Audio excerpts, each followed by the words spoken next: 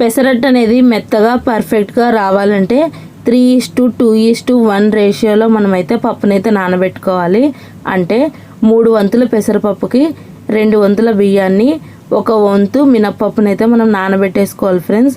ఇది 2 అవర్స్ నుంచి 5 అవర్స్ నానితే కనుక పెనంపై దోశ వేసామా లేదా అన్నట్లుగా దోశలు అయితే పెనం మీద నుంచి వచ్చేస్తాయి ఫ్రెండ్స్.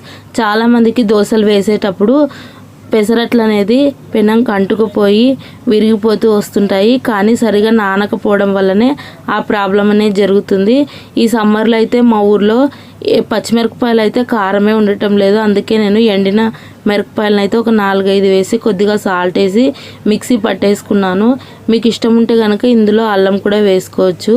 నేనైతే అల్లం అయితే మా ఇంట్లో పిల్లలు ఇష్టపడరు కాబట్టి అల్లం అయితే వేయట్లేదు ఫ్రెండ్స్. ఇప్పుడు చూడండి పెనంపై వేసి చూపిస్తాను.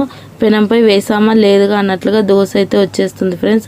వీటిలో ప్రోటీన్స్ ఉంటాయి కాబట్టి ఎంతో హెల్దీ, త్వరగా చేసుకునే టిఫిన్ ఫ్రెండ్స్. ఇదైతే దీన్ని తీసుకోవడం ద్వారా మనకి 1 or 2 తినేలోపే స్టమక్ అయితే ఫుల్ఫిల్ అయిపోతుంది.